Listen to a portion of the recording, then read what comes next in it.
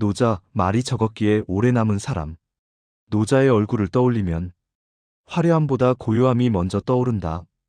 앞으로 나서기보다 한 걸음 물러서 세상을 바라보던 사람.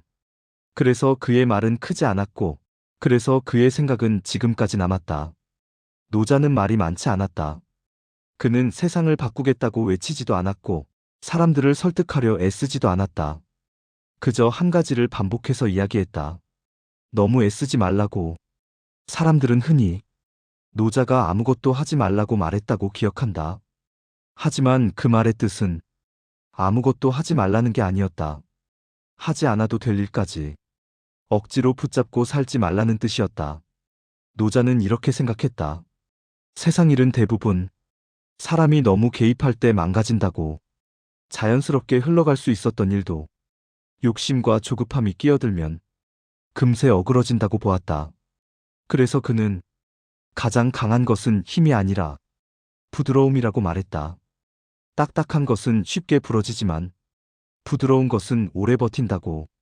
바람에 휘어지는 나무가 폭풍 속에서도 살아남는 것처럼 노자는 물을 자주 떠올렸다. 물은 늘 낮은 곳으로 흐른다. 앞서려고 하지 않고 자기를 드러내지도 않는다.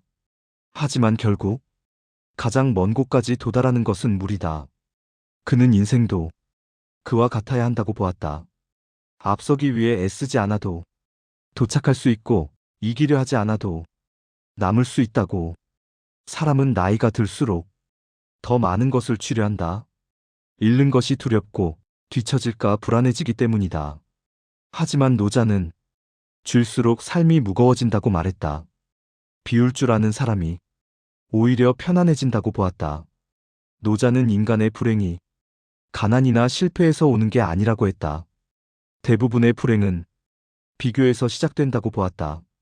남과 자신을 나누는 순간 충분했던 삶은 부족한 삶으로 바뀐다. 그래서 그는 만족할 줄 아는 마음이 가장 큰 부자라고 말한다. 이미 가진 것에 고개를 끄덕일 수 있다면 그 사람은 흔들리지 않는다고. 노자는 정치에 대해서도 말했지만 권력을 탐하지는 않았다. 그가 생각한 좋은 지도자는 눈에 잘 띄지 않는 사람이다. 사람들이 우리가 잘해서 이렇게 됐다고 말할 수 있을 때 그 사회는 가장 안정되어 있다고 보았다. 앞에서 끌고 가는 지도자가 아니라 뒤에서 조용히 지켜보는 사람. 넘어질 때만 손을 내밀고 나머지는 스스로 걷게 하는 사람. 그것이 노자가 생각한 다스림이었다. 노자의 말은 사람을 들뜨게 하지 않는다. 성공을 약속하지도 않고 희망을 강요하지도 않는다. 대신 이렇게 말하는 것 같다. 지금 너무 애쓰고 있다면 잠시 멈춰도 괜찮다고. 속도를 줄여도 당신의 길은 사라지지 않는다고. 그래서 노자의 철학은 젊을 때보다 나이가 들수록 더 깊이 와닿는다. 빨리 가는 법보다 천천히 가도 괜찮다는 말이 더 필요해지는 나이가 되기 때문이다. 노자는 답을 많이 주지 않았다. 대신 질문을 남겼다. 정말 그렇게까지 해야 하는가? 조금 느리면 안 되는가? 지금의 나로는 부족한가? 그 질문 앞에서 사람들은 조용히 자기 삶을 돌아보게 된다.